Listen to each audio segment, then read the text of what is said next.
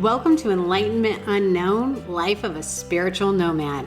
Join Reiki Master and Quantum Healing expert Wes Coons as he guides listeners through the depths of self-discovery and spiritual enlightenment to uncover the version of you we haven't met yet.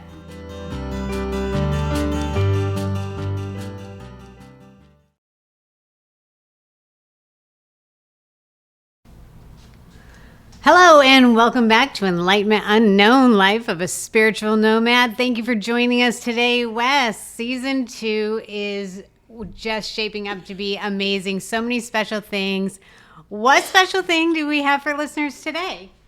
Andrea, thank you so much for being here. You know, we've got the best listeners in the world because we are worldwide, right?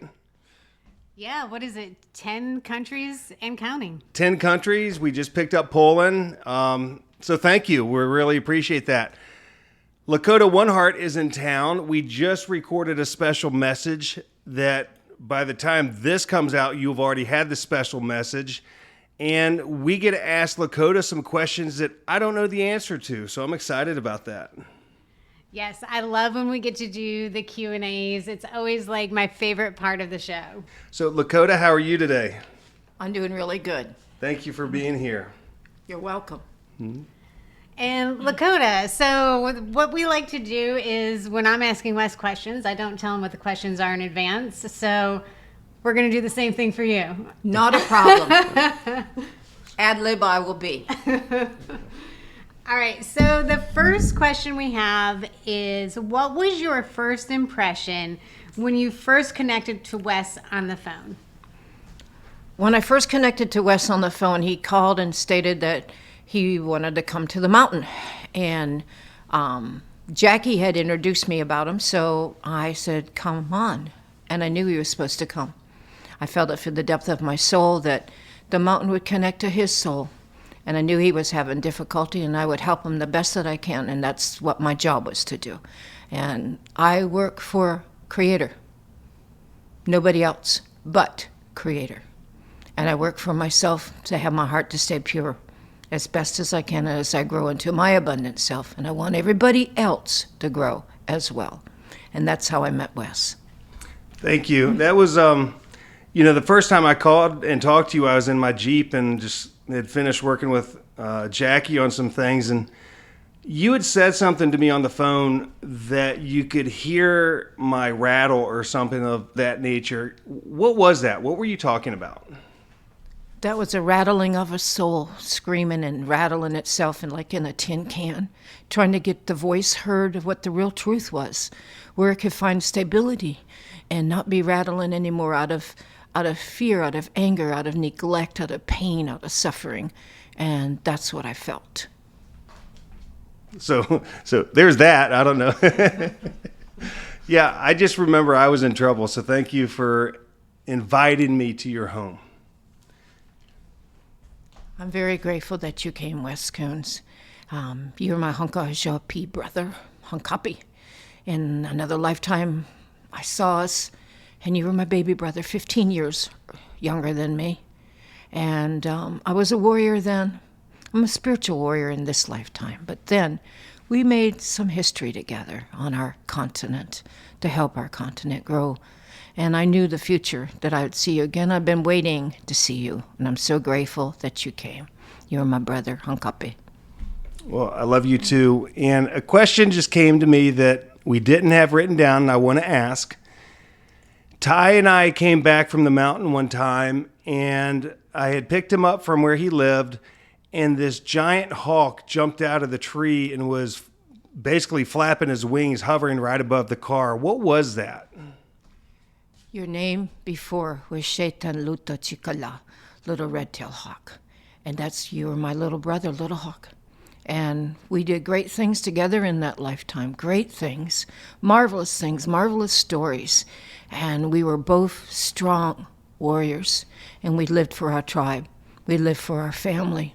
And it was a hard time on this continent. And it was a great, great churning of all the races coming together, this land, this continent becoming what she was prophesied to be. Turtle Island was prophesied to be the medicine wheel for the whole planet. The red, yellow, black, and the white, the cross of life, the circle of all creation. And here we had the convergence of the dominant culture, the races coming. And we were enemies then. Now we are not.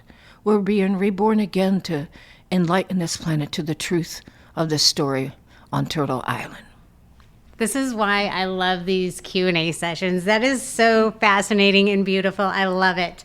And Lakota, in season 2, episode 1 of Enlightenment Unknown, Wes mentioned an energy field around your property when he came up. So can you tell our listeners a little bit more about what that energy field is? That energy is nothing but sincere prayer and the land calling us back home to her simplicity again. Not to abuse her, not to use her, and not to take her resources as if they are nothing to her. Her trees are her hair, the water, the running creeks, her veins, the ocean, her blood, her heartbeat. Earth Mother herself called me to that mountain long ago, and I had the vision of her in my Sundance when I went into cardiac arrest in New Mexico. And when I came to, if a chief bring me back into consciousness, I had that vision, and I knew I had to find this land. And so back in Chesapeake, Virginia, on 1021 Shalala Road, I told that vision to my husband at the time, and I waited for it to manifest. And it didn't for quite a few years. And then when he up and left, my Hunkapi sister, Darla, who's also Lakota, and her husband I married, because I'm a minister, wanted to drag me out of the house to meet this guy. And his name was Charles Matney Jr., Junior Ray. And I had to meet him because they're going to drag me out, so I made a friend come with me that was my roommate to save my farm, because everything was taken by my ex. Everything, all our accounts, nothing was left in the farm for me. And I had to start all over again at the very base of everything, with bills and mortgages and everything. And I managed, because I trusted in Creator in this process. I always do. I give it all to Creator to take care of this. And I have to find a way. So I met this man. And he started talking about the mountains. Well, I grew up in the mountains, so we had something good to talk about. And then he invited me to go to meet his mother in the mountains. And so I decided to go. I had my farm covered by my friends and take care of the critters that I have. And I went. And when we were in Southwest Virginia, there was a signed farm for sale. I knew I was looking for this land that was in the vision. And I told Charlie, stop. I want to look. His sister was with us. And we got out, drove up this road, met the Pendletons, got the phone number, made an appointment with them, and they got us in this old power wagon that could go up this mountain road where there's bumps and no road. And me and Mrs. Pendleton were in the very back of the bed of the truck, bouncing along, and I saw the boulders of, most important, the 4 buffaloes. Then the boulder of Tonwan, God's eye. At the base of that, a heart. And embedded in this boulder, the cross, the God's eye. I thought, this is the land. I've got to get this. And yet, I have no money. I'm 3 months behind on my mortgage, but I got one mortgage payment to catch up. I'm giving her this money, and I did. I trusted Creator in the process. I gave her my mortgage money. Now I'm 4 months behind, and Charlie was fussing at me, and his sister fussing at me, telling me, I'm going to lose both. But I said, no, I don't think so. This is the vision. Why would God do this? I have to trust God. So I went back east. I had more work in the next month and a half to cover everything, including the late mortgages. Oh my goodness. It was forming into form, the vision that I went into cardiac arrest for. In New Mexico, in July, over 100 degrees and daylight, nice and cool at night, dancing without food or water. That was the visionary process for me to connect to this land again. And I found this land, and I dedicated this land to nothing but prayer and ceremony again, because she was that before. That was her place, long, long ago, when the Cherokees were there.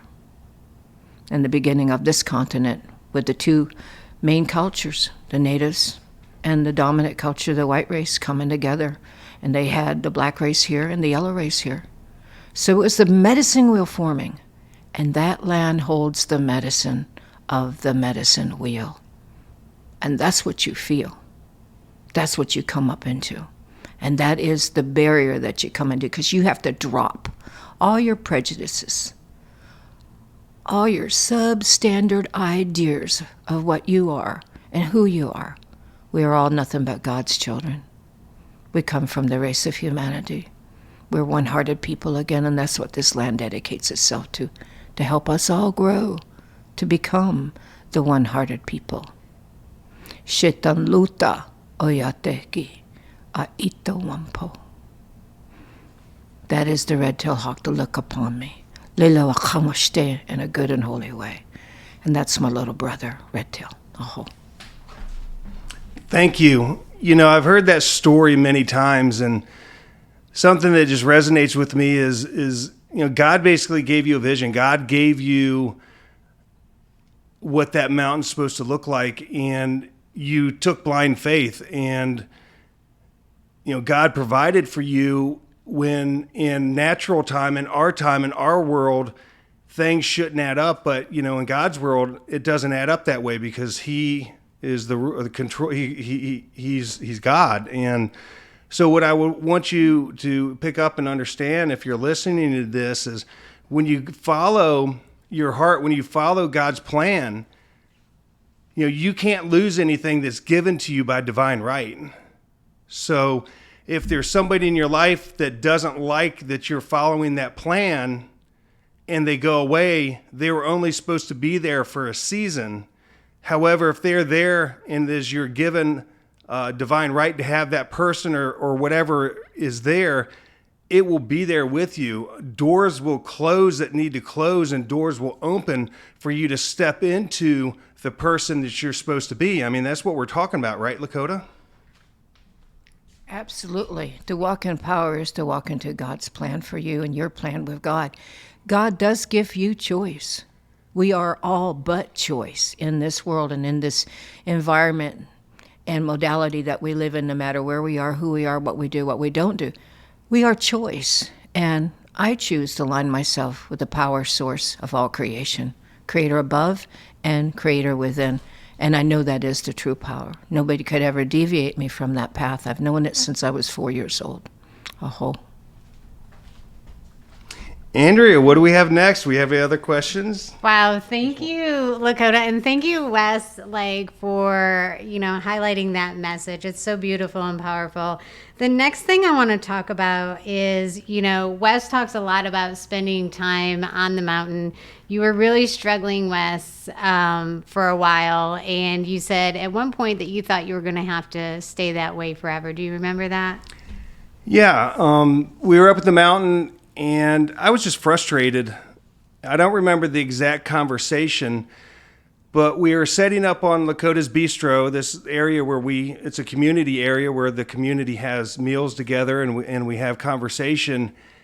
And I was really down in the dumps, and I was sitting next to her, and I said, well, I guess I'm just going to have to live like this the rest of my life. And as we talked about in the show, those things were crawling on me. And the second I let my vibration lower to that point, that I let myself become weak, they just instantly doubled and tripled, were crawling all over me worse than they ever had before.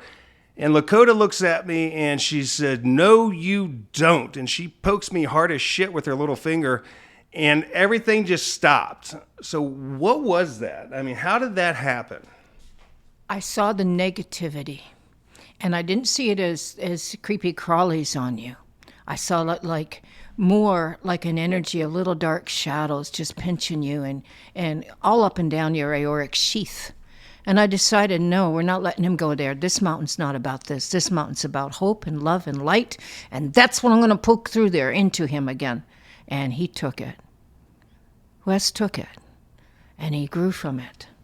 And he's growing into his abundant self because of it. And the creepy crawlies no longer crawl. And those are the negativity of the dark forces in our world right now. There's much. And the only way to push that darkness out is to embrace the love and the light of Creator. And remember this, you breathe in the light, you hold that light, and you breathe out any darkness that you hold as a negativity and a negative thought.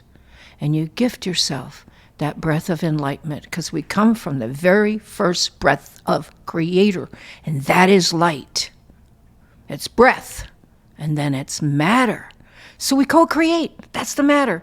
And then movement, it becomes because of our belief systems.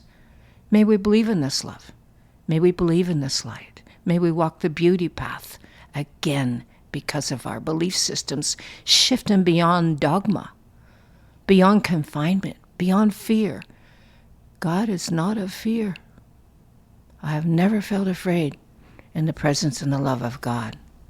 And I've been in some pretty precarious places in my life. And I've walked through it all with that love. Aho.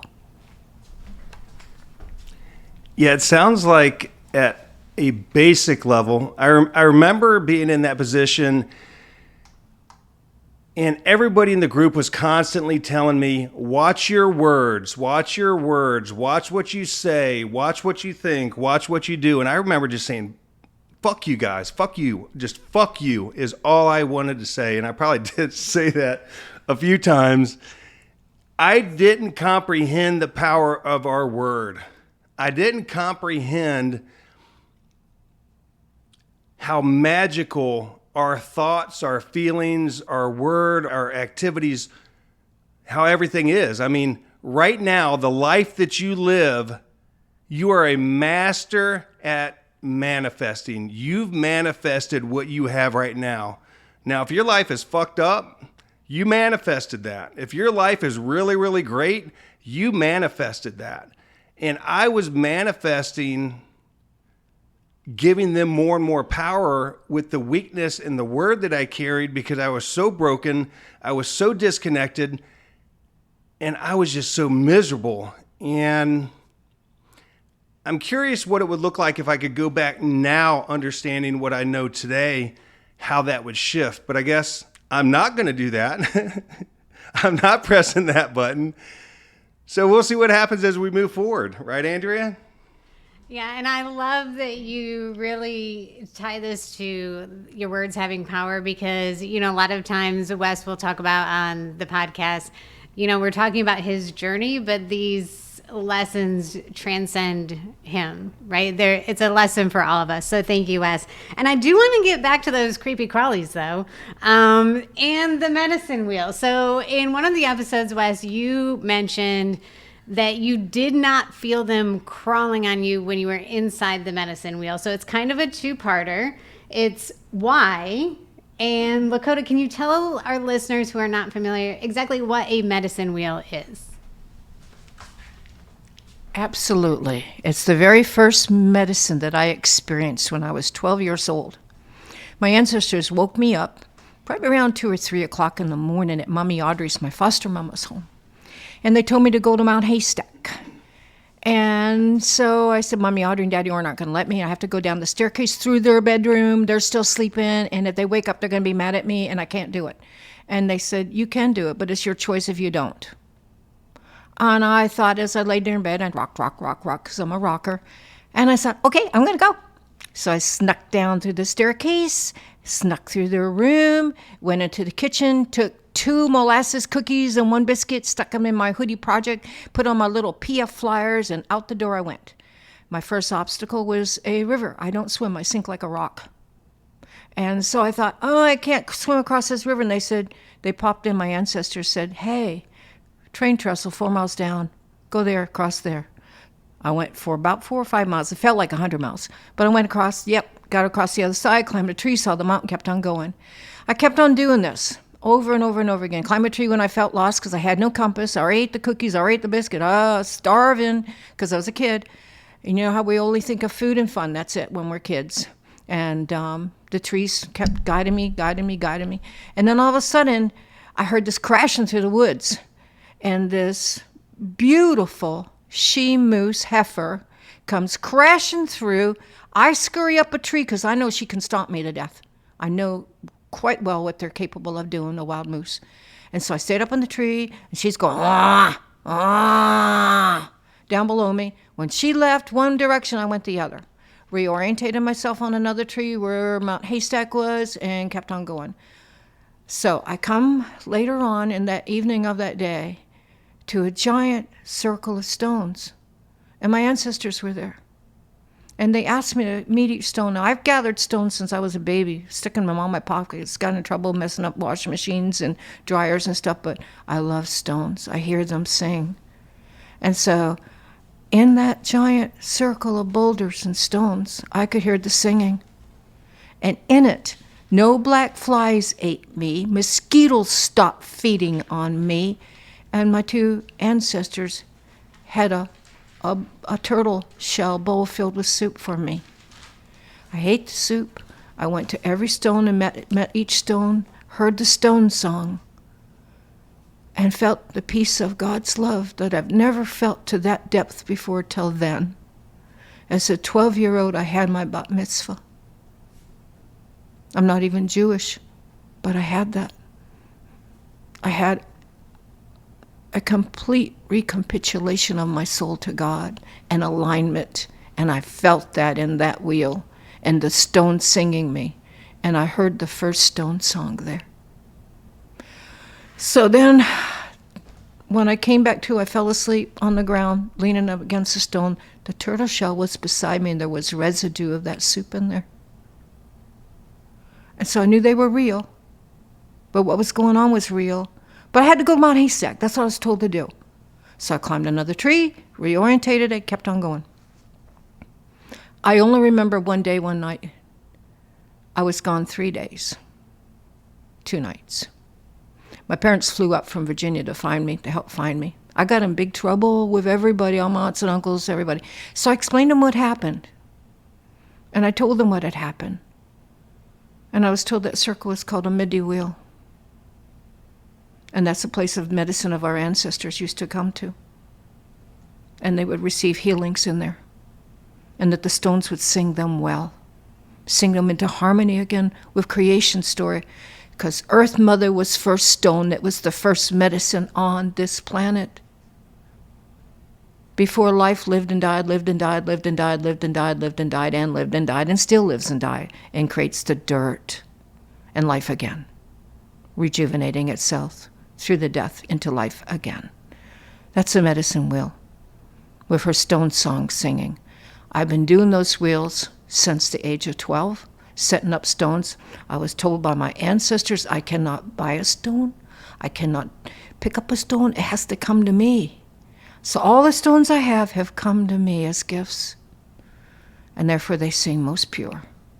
It's not about buying the biggest crystal or having the biggest, prettiest stone. They will come to you just as they are, singing you, if you carry the stone medicine. And that's what I've been doing, wheels, since the age of 12.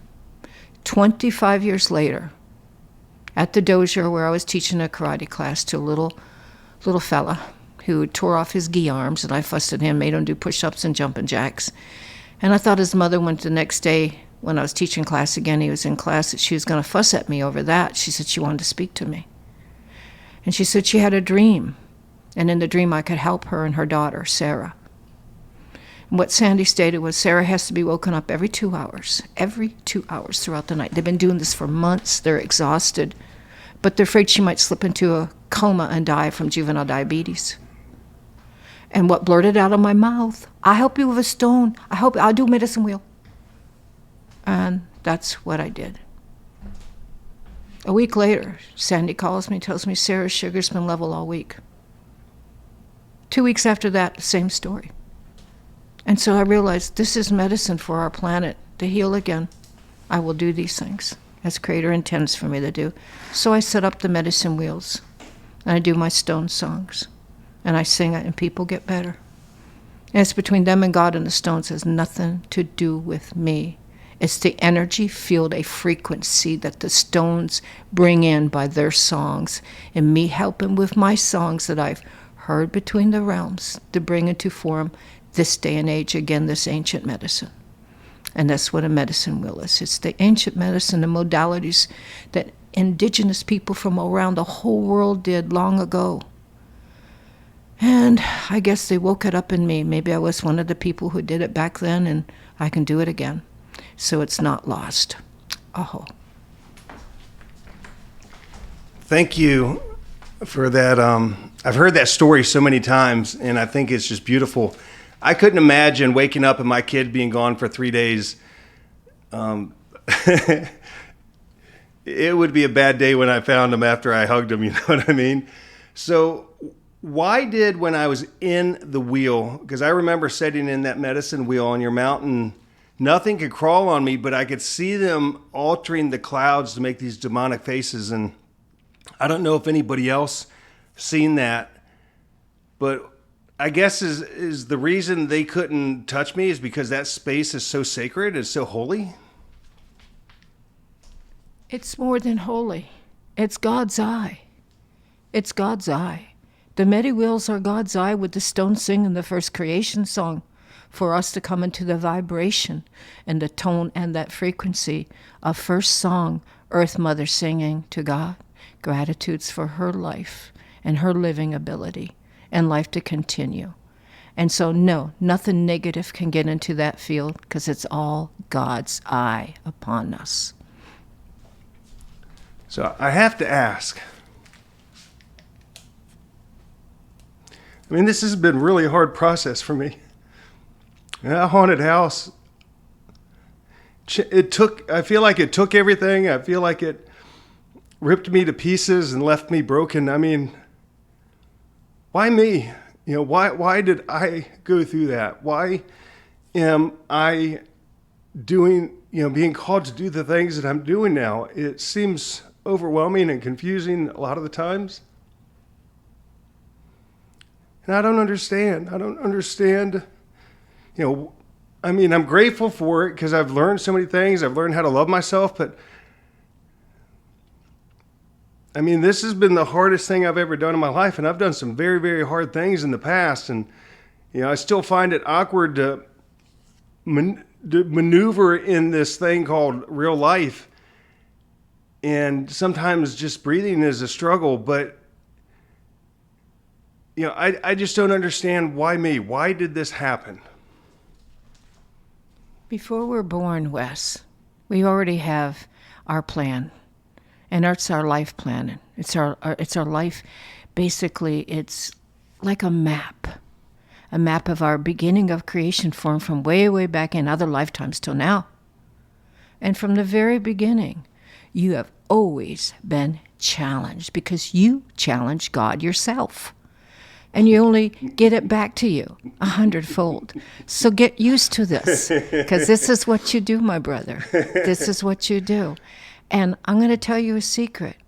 God knows your real heart and that big, beautiful heart that beats so big for everybody. Everybody. And that loving heart that you have, despite the little barbs that you throw and jokes that you throw out and cynicism that you throw out. God knows that beating, beautiful heart of yours and remembers you, even in the time of Jesus when you walked beside Jesus. Oh. Thank you, Lakota. Thank you, Lakota. Andrea. All right, so let's talk about something I think is really interesting. Wes is the only person I know that will casually just drop that there was a dragon and just keep on moving, right? Like, oh, then there was a dragon and then blah, blah, blah. And I'm like, whoa, skirt, move it back. What do you mean dragon? So, Lakota, Wes has mentioned dragons. Where are these dragons? Are they real? Are they on your mountain? What's going on? They absolutely are real. Long, long ago, humankind around the world had a working relationship with these beings. And it was a beautiful working relationship. And then man became stupid as we are now at warring and trained our baby dragons to fight on our side against other dragons. And the dragon elders back then decided, no. We're not going to do that for you anymore. We're hurting each other, and we know better. You've got to grow into your abundant selves. You wore too much. You wore too much. It's sadness about you. It is just a sadness about you as your race is. You must grow into your abundant hearts. We're going to vibrate out of your frequency for now, and we will come back in the future. On my mountain, when I awakened it to prayer and ceremony and dedicated the mountain with my only money to pay my mortgage again and get that land, another payment, and still be behind a little bit. My two dogs, Moose and Dakota Rose, started barking at the sky as I was coming down after I did the dedication and decided I'm going to do it. I'm going to get this land. And they're barking at the sky, tails tucked, and it's a howling bark, a screaming bark, a drooling bark, and they're scared. Now, these are my Newfoundlanders. They're not scared of too much up there. They're big dogs. I was like, oh my, what is going on? I looked around. I opened up my senses to feel any prickle of hackles up, a little bit of hackles up, but not scared, not fearful. But the dogs were afraid. So I walked down 4 more paces with my walking stick so I didn't fall, and now they're barking worse. So I said, okay, I woke up something up here when I dedicated this land. What the hell did I wake up? So I said, all right, whoever you are, whomever you be, I need to see. I want to know, please guide me into the knowledge of who and what you are. And if I woke you up and you're upset about it, just too bad. I got the land. I'm going to dedicate it for prayer and ceremony the rest of my life and into future generations, because this is what I have to do, and this is what this land's about. So let me see you. All of a sudden, I was looking into some eyeballs that were as big as plates that you serve a whole turkey on. And they had a slit down the middle, and then a circle lid and a lid on from the bottom up. And so I looked up a little bit higher, and I saw, oh my God, a dinosaur dragon. And it was a dragon. And I asked this dragon, what happened between you and us? I remember you from lifetimes before. What did we do wrong? What did you do wrong? What happened? And they simply stated, they vibrated out of our consciousness and out of our reality because we stayed at war and warred them against each other, and they're not going to do that anymore. I said, oh my, what a great teaching for our planet. Why don't you reveal yourself around the world and wake these people up? They said, can't do it because they'll never see them unless you're of the vibration to see them. So let's climb into our higher vibrations of our hearts so we can see the dragons again, and they can see us and not run from our turmoil. Well, you asked. There's your answer. Well, thank you, Lakota. I love that answer. And Wes, I think with that, we're going to take a small break. And we have so many questions for Lakota. We could just go on and on. So what do you think about taking a small break and coming back in a little bit? It'll be a small break for us. It'll probably be a week or so for you. And hey, Andrea, don't let me forget to tell you about the dead girl that jumped in my truck yesterday. Do I want to hear it? Yeah, it'll be fun. Oh, and by the way, Yuli, happy birthday today. She's a friend of the show. She's a friend of mine. And just want to wish you happy birthday. Happy birthday, Yuli. Happy birthday, Yuli. You've been listening to Enlightenment Unknown with Wes Coons, your guide on the quest for self-discovery and the version of you we haven't met yet.